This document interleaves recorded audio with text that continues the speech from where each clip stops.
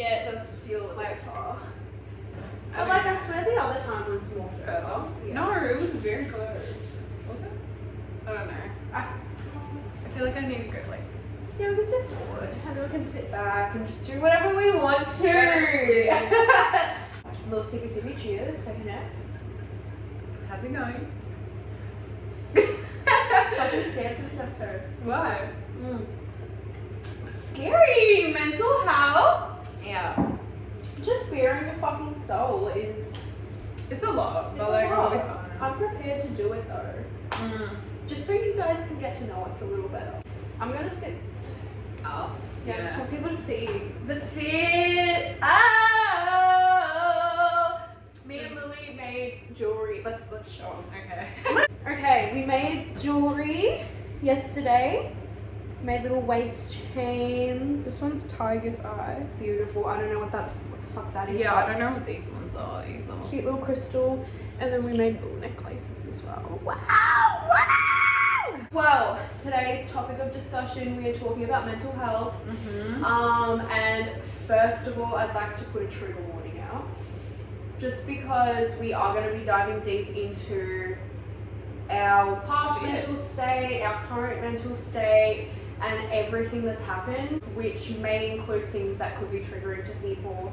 Talk about suicide, talk about self-harm, disordered eating, just everything that could possibly trigger you. I just wanted to say that. I don't want to upset anyone. I think we should start maybe when we first identified that we had issues. Do you want to go first or do you want me to? Up to you. Okay, so I feel like there was something always like not particularly okay. Right, we've with been me. fucked forever. Yeah, I feel like I was always like sort of different and like I never really knew how to identify what it was. But I feel like my first relationship was when it was really shown to me that like I had, you know, depression and anxiety and stuff like that.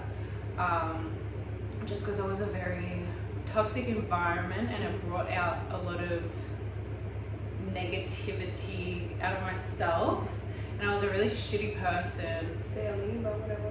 I mean, I was being a really shitty person and like self-sabotaging and stuff, and very much was coping with drinking.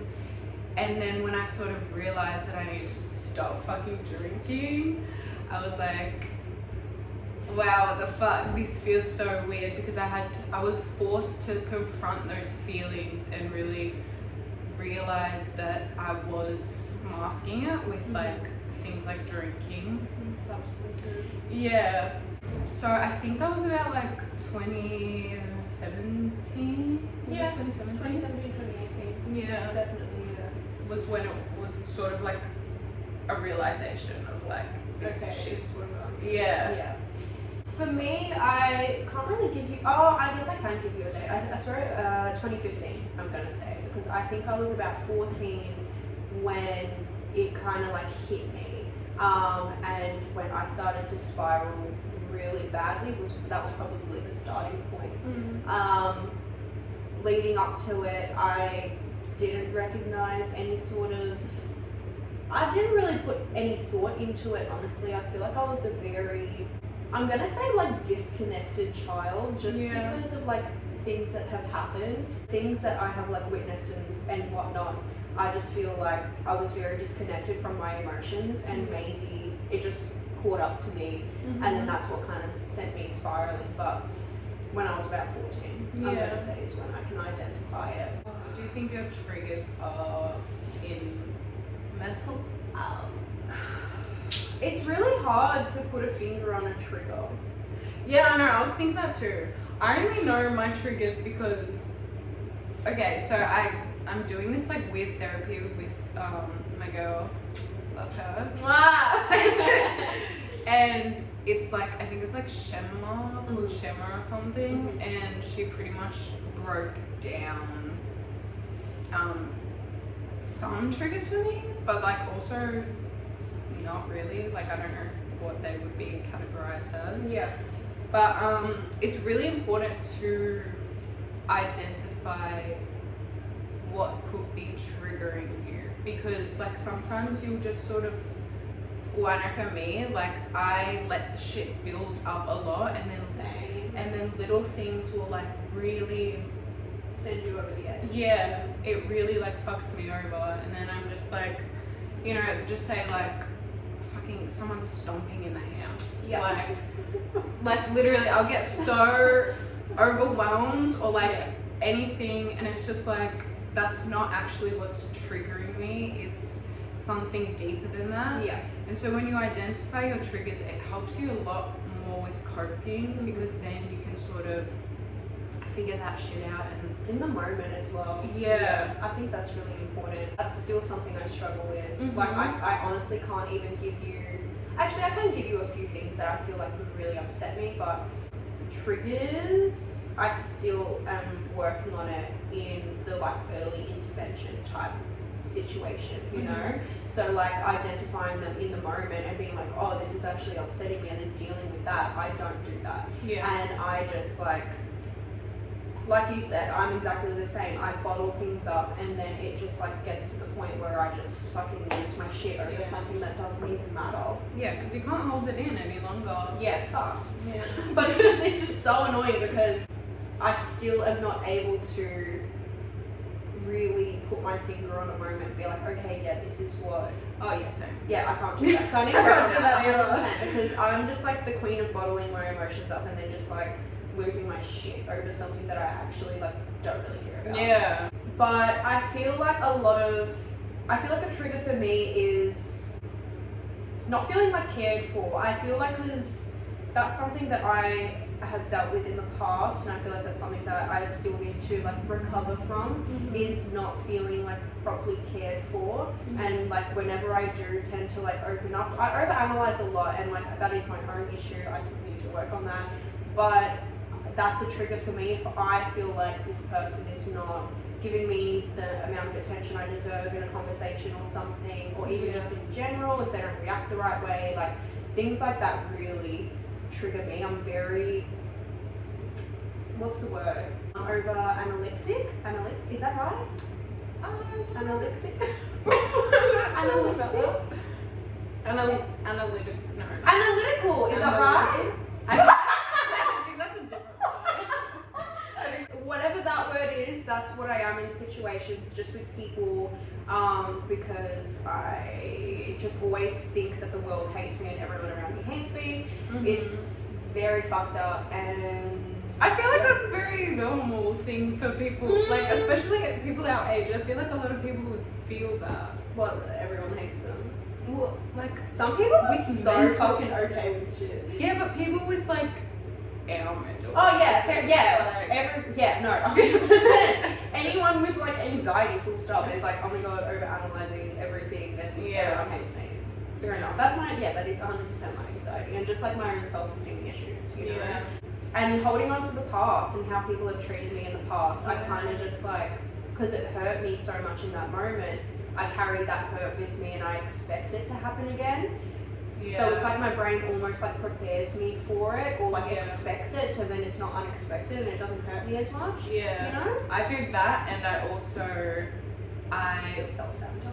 Well, like I expect that I'm gonna fuck it up, and I regret a lot of my past, like things that I've done to people. Yeah.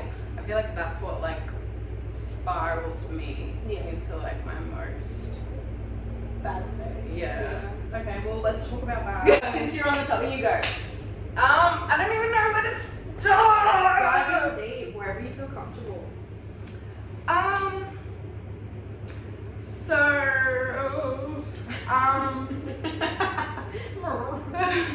don't have my titties right now. Like, Oh, grow up! I'm just gonna go like this, but it's Grow also up! I was in a really unhealthy relationship. Both parts were really unhealthy. I don't want to come for anyone. I will come for whoever the fuck I want to. The legal team, not even that bad.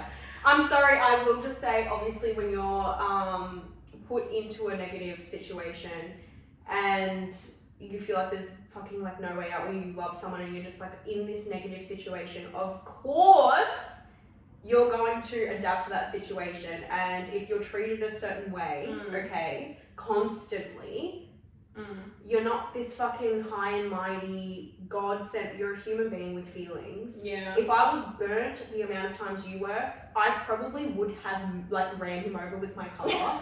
Like, I'm not kidding. Like, you're an angel for literally dealing with that situation the way that you did. It's normal for someone to be hurt and react in a way, but you put up with more than anyone should. So that's all I will be saying. Yeah, and I had undiagnosed mental illness, so that contributed like a lot. I think. And you were in a relationship with like a master manipulator, so you probably made you feel like shit for just like being like normal and talking about your feelings. But anyways, move on, keep going. Yeah, so I was in that situation for a few years, and I feel like just out of the blue, I got really sad and just like wanted to die. Didn't. Glad. I constantly felt empty, and I felt like I didn't really know like who I was. Even like leaving the relationship, that really like affected me. And I think what actually triggered me the most into like spiraling into like being so bad was the fact that I blamed myself for what happened to the person, and how their life was turning out, because it wasn't like, it was more negative than positive life. So like I felt like I could have done more to help them and even like just be a better person, and I felt like it was my fault that was how their life was turning out, and that really fucking affected me. Yeah. Even like to this day, Well, it still does. I also like started to, I sort of like had an eating disorder. I didn't really see it at the time, but like my doctor was like, oh, that's this, and I was like, nah, fuck it's off. not. It's not. I was like, no, it's not. Yeah, I'm feeling like it sort of just like went away, because okay, I don't know what I'm talking about. I just went away.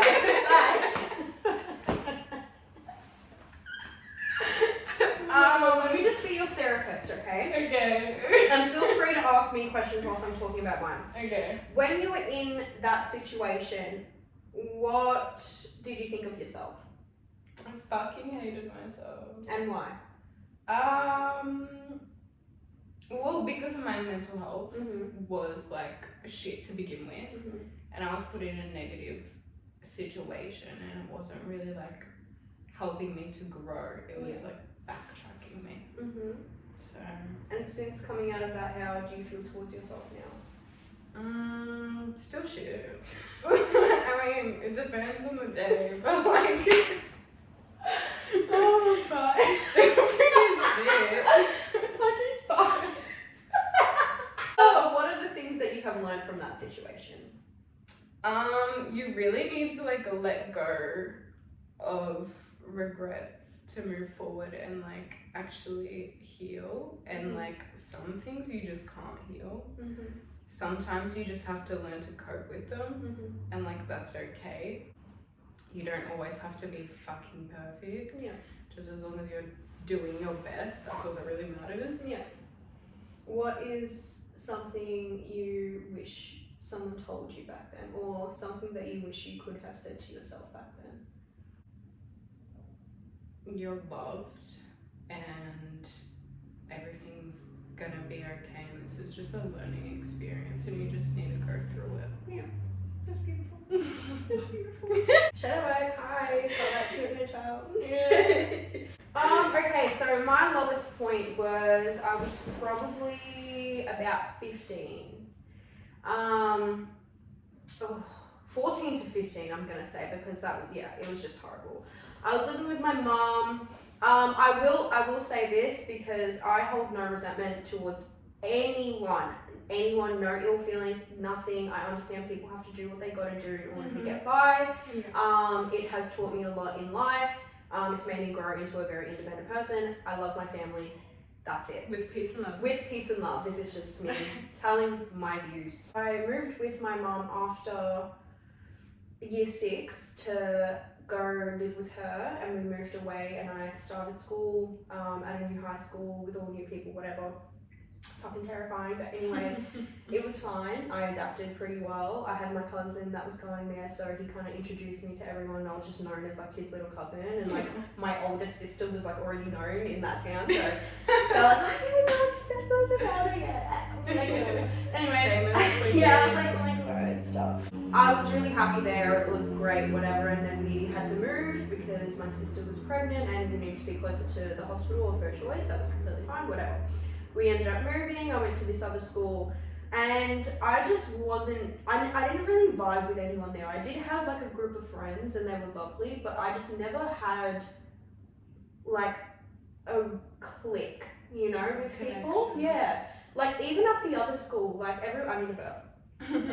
Excuse me. Even at the other school, it was the same situation. All the people were lovely, and I did have a group of friends, but it wasn't like, a deep connection. Yeah. So like it was like anywhere that I went, I kind of felt like alienated. Yeah. I guess it was just my own mind though, because I was able to adapt to these situations and I was able to make friends, but it was just like it didn't feel right to me. And I think maybe that contributed to just like me feeling like alone in the world, because I had these friends and it's not that I didn't like them, they were all great people, it's just like nothing really felt right until I moved back to Brunswick, which is really fucking weird. Anyways, once we moved to that second location and I started going to another school again, that's when things started to get a bit messy. I can't even give you a fucking point in which what made me feel like this or whatever, but I just felt very isolated. You know, my sister had just had her baby and looking after her, like she was very preoccupied. My mom was just working and, you know, come home, make dinner, that's it, go. Like it was just like everyone was off doing their own shit, and I was just like in my own head by myself, wasn't going to school. I gave up on that. My mom tried her best to get me to go and I just refused.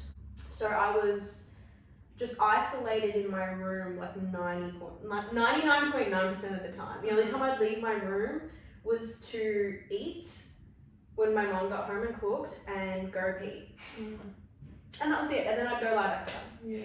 And during that time I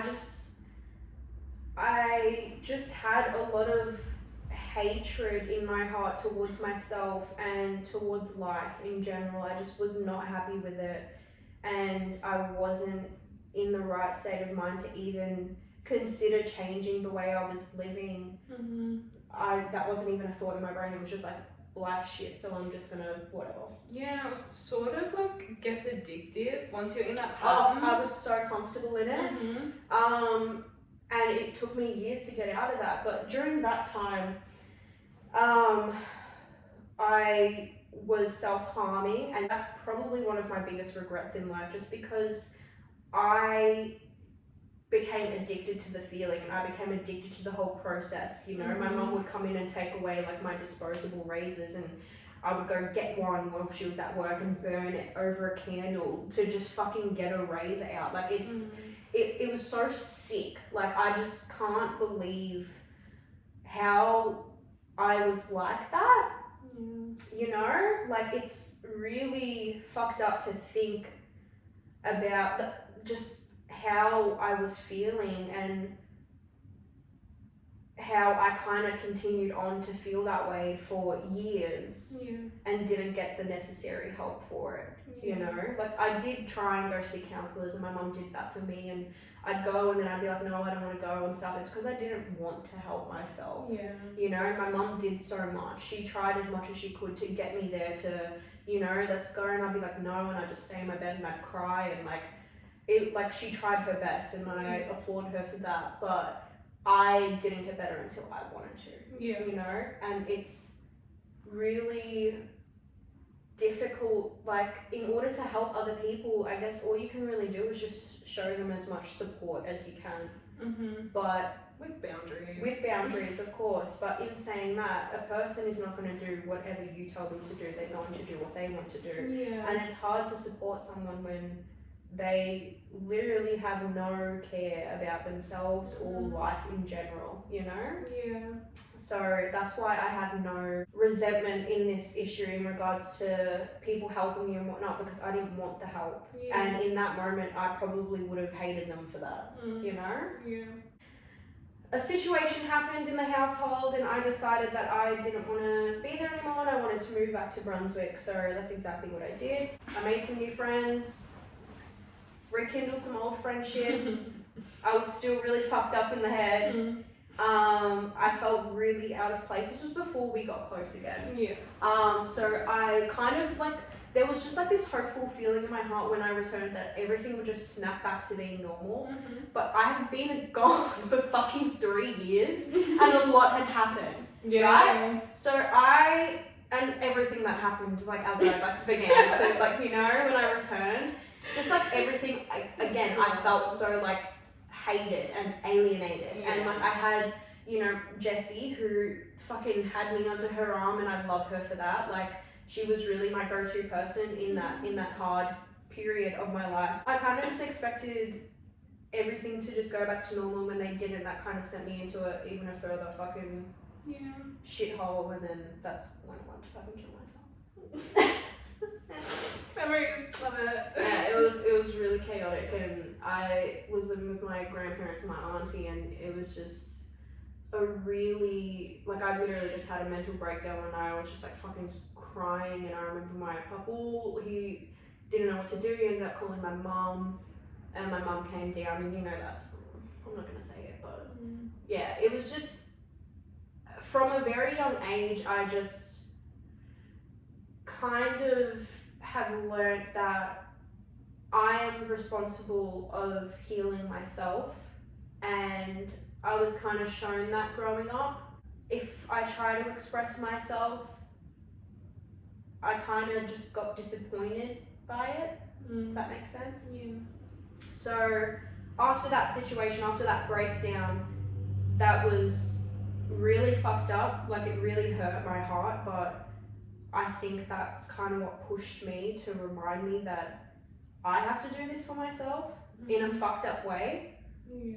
Because it made things worse for a moment, but then it kind of has helped me to be more independent and to not rely on people. Yeah. But as a child, I should have received that, I guess. But anyways, that's my lowest, bitch. Oh, you kind of already said what pulled you out. Oh, okay. I'll myself. And moving back to Brunswick, like, rekindling the friendships that I had in primary school was very, very important to me. Because once I had done that, it made me feel normal. Made me feel like everything was good again. And so that is definitely something that pulled me out of it, and my relationship with Finley. I feel like I have never been so good until I was with him. Like, everything that we have been through together, and his support towards me, and like unconditional fucking love, like everything I have like done and he has witnessed, he's just always been there for me. So it's literally exactly what I needed to make me trust people again and open up to people again, because I had never really done that completely, other than to like you guys, especially a male, you know. Fuck off. But yeah, that's definitely what pulled me out. Just a change of environment and rekindling friendships that meant the world to me, and my fucking beautiful relationship. Literally the greatest blessing I have experienced.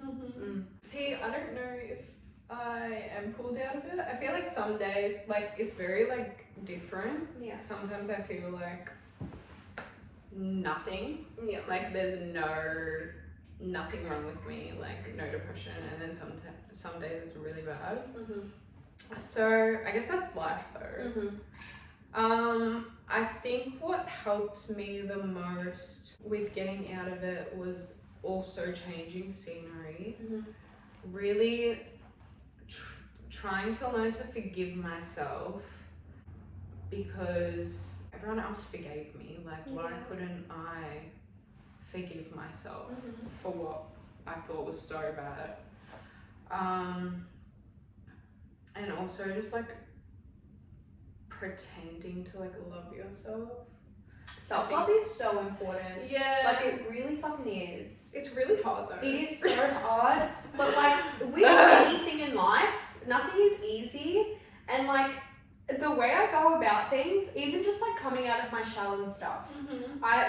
I literally use this as a way of life. Fake it till you make it is literally my motto in life. Yeah. Because it works. Yeah. If you just pretend to have all this confidence and shit, eventually it becomes just like second nature. Yeah. And like it happens. Mm-hmm. Yeah, definitely. Yeah, but self-love, I agree. Definitely something that we're working on. But it's something that I feel like has gotten better for myself 100%. Yeah. I used to fucking hate myself. Like, hate myself. Everything about myself. Hated it. The way I used to talk, the way I looked, the way I sounded, like literally every fucking thing. You just need to like let go and just be like, this is what I am. Like, who fucking Exactly. cares? But now I kind of, besides my voice, I hate my voice, but like other than that, like I can take the things I used to think were like really fucking ugly about myself and turn it into a good thing. Alright, let's try two. I still fucking hate my nose, but that's okay. We're on the journey of self-love. Yeah, everyone has insecurities and it's harder. It's what? It's a girl. It's a girl. I just thought I said it really weird, so I was like, oh. Yeah, I don't know. I think also because I have really bad like abandonment issues, realizing that I have a good support System. good support system, and like not everyone's fucking against you and is like trying to like no one's out to get you or like pull you down, and just realizing that the people around me do really love me and care for me is really like that really helped me. And just surrounding yourself with fucking good people, that's really important. Very important. Yeah. Because like you are subject to your surroundings. And if you are surrounding yourself with people that are doing fucking the bare minimum, like you're just going to do the same.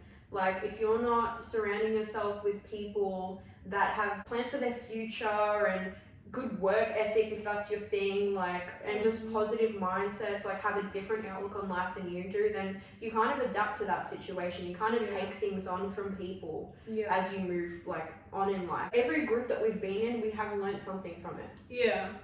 You know, like we have taken things from people. Everyone that you meet and you form a connection with, you kind of take something from them. It's just how things, but that is very fucking important for your mental health, is being around the right people and recognizing maybe this situation is not working for me. You know, I think it's really important to put yourself first in that situation. If people are making you happy, then you can go find people that make you happy. Like it's really that simple. It's hard. Yeah, no, it is hard. It's really it took us a really long time to find people that actually gave a fuck about us. Current mental health. Roller coaster. That's the only way I could describe it. Yeah. But I feel like I'm low-key getting better. You have gotten a lot better. Like you really have. Yeah, see, I think that, and then something happens. No, but that's fine. That's your fucking mental illness. Like, but me as an outsider, or me as your friend, and I'm not living inside your brain, you have 100%. You've cut out alcohol, you've cut out other substances, like you're going to therapy, like you're considering medication, like things that are good for you, you are working towards. Yeah. You know? Yeah. Like, you didn't give a fuck a year ago. Yeah. Or 2 years. I'm sure you did, but like you didn't have that motivation to actually work towards changing. Yeah. I think just your mindset has kind of changed. And you want to help yourself, which is, it's really beautiful to see. It's nice. Thank you. It's okay. How's your current mental health? I'm gonna go get diagnosed. I'm gonna go get assessed soon, which is good because I just feel like I'm good, but everything's still really messy in my brain. And I feel like if I don't know what the fuck is going on and what, because like I go to the doctors, yeah, you have symptoms of anxiety and depression. I was just fucking anyone in the world. Like, bruh. And like I feel like being on meds has really helped me. But I don't want to be taking these things if I'm not actually supposed to be taking them. It has helped the anxiety aspect of my life 100%. I really feel like I wouldn't be like going to school. That's pretty much it. Like going out and getting jobs and shit. Like putting myself out there, I would not be able to do that. I think if I wasn't on these meds. Yeah. Because it has helped me. I feel okay. Yeah. I feel much better I feel like I have grown so much since what I've spoken about. And I am not that person anymore. Yeah, and it's fucking beautiful to feel like this, honestly. Like it really is. I'm fucking proud. Because it's, I don't know, I just feel, I wish there is something I could do, as does anyone. Like, we wish we could like put things out into, this is why we're doing this, really. Like, I want to be able to contribute to just the fucking world in one way or another, you know? I want to create a space that people can come and feel comfortable and feel like they relate, you know? That's all I want to do. And yeah, that's all. That's it. Well, everything's good. Yeah. Kind of, sometimes. But it's okay, we're working on it. Yeah, we're working on it. And it's been really fun, like, seeing each other's growth. I think that's really great. It's beautiful and it's motivating. Yeah. You know, because if we were just like fucking depressed all the time, and that's also something that has helped me recently. Or not recently, ever since I've been living with you. Like if I'm feeling fucking depressed, we feed off each other's energy. We do, it's crazy. Like it's actually crazy. Bad. Like Lily will be like have like a little episode and she'll be like depressed and I'll just be like fucking hyper as fuck, and then I'll pull her out of it a little bit, distract you a little bit, and vice versa. You do the same for me. Let's go have a ciggy, and then like I feel like I'm gonna die, and then I'll go out have a ciggy, and I'm like fine. Yeah, it's great. It's like. And whoever says don't move out with your best friend's a fucking liar. Yeah. I mean, if you're not supposed to be friends, then you'll probably stop being friends. But. Oops. And Oh.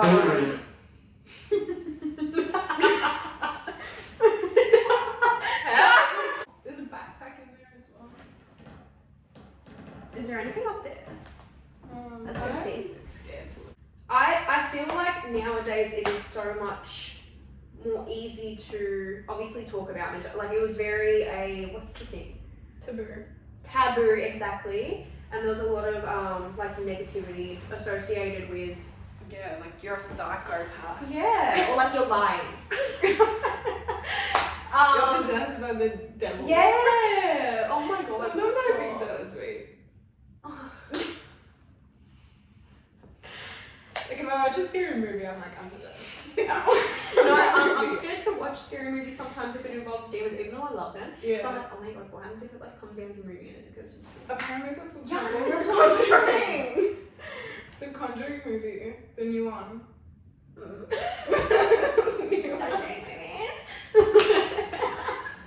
Okay, Tasha. I just think it's obviously such a beautiful thing for everyone to be able to feel comfortable enough to get the help that they need. It's a lot more socially accepted to be vocal about mental health, as it fucking should.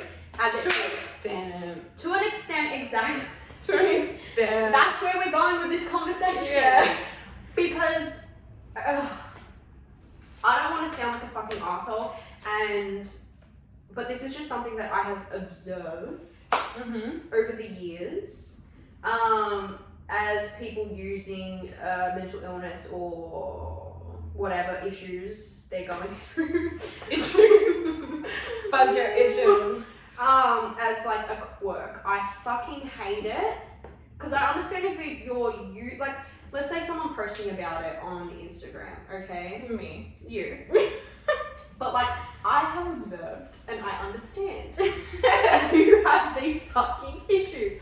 So go up. If that's your way of coping, fair enough. I've just noticed like over the years, Yeah, it some being people. used as like a quirk. Yeah. And like glorifying it, which I don't fucking Yeah. like at all, because being this way and having these issues, It's not fun. it's not fucking fun. It is not fun. Me laughing. It's not fun. No, it's not. Like, But I anyone that understand. actually fucking goes through it understands we would much rather not be like this. Yeah. You know, we to have feel like everyone without mental illnesses is like almost, they have like a one up from us. I don't know how to word 100% they're this. free. Yeah. For most of my teen years, I felt like a prisoner in my own mind. Mhm. Like, my brain was just like not mine. Yeah. It was being controlled by, I used to say demons. I used to Mhm. say like there was something else that was controlling it. Yeah. I didn't live to the fullest capacity. I know I was so fucking this is something I always regret, but I can't go back and change it, so whatever. I was a very bright kid, okay? I was a smart kid, okay? But then I developed these fucking issues and I didn't give a fuck about it. I regret not finishing school because I was more than capable of doing it. Mm. Fuck you. And then there's also this stigma that makes me feel like shit for not finishing school because people will pray, you're a dropout. Yeah, Fuck that's you. fucked up. Fuck you. I hate people that think that way. Exactly. It's like, oh, what have you been doing? Literally resisting the urge to kill myself for the past 3 years. But like, yes, judge me for dropping out of school. That's okay. People just don't understand something. They don't understand. So people using it as a fucking quirk or romanticizing depression or fucking whatever, glorifying eating disorders, self-harm, especially on fucking TikTok. Like, it just pisses me off so much. Because there's little kids, and also self-harming and disordered eating is like, there's like this unspoken competitiveness to it, and like who can be the worst, and like who can, I don't know, it's just really weird and like gross, Yeah. and it makes me really Me uncomfortable, too. and I don't understand it. Like, what? I literally go on TikTok and if anything, like, because I understand using your platform as a way of like expressing yourself as we are. Like, we're sitting here talking about the issues that we've been through, but we're not sitting here, like, there was this one TikTok in particular that really pissed me off. I told you about it. And it was like, oh, I'm hungry. And I just remembered, like, I can drink water. Pretty much she was saying that she can just like drink a lot of water to suppress her anger. You just hit your register. Drinking a lot of water to suppress her hunger. And I put that on a platform in which like a majority of the audience is like children. Yeah. So I reported it and it got taken down. I'm literally like a mom on fucking TikTok. Anything that is like wrong and I can just like see like my niece watching it or something, I'm like, no, you can't. Yeah. Think of the people. Oh, it's just fucked. Yeah, I know, it just really pisses me off. It's just so weird. And like, even though we've progressed like as a, barely we've progressed as a society. Anyways, we've progressed a little, not enough.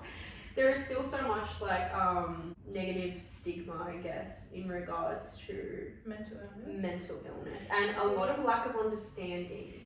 Everyone is like fine, or like even mental health advocates until people literally have an episode. Yeah. Like, what? That doesn't Hi, make sense. Trisha. We love you. Love and Yeah. support you, but get off the fucking YouTube. Stop posting videos. Just take a minute, girl, breathe, and just apologize.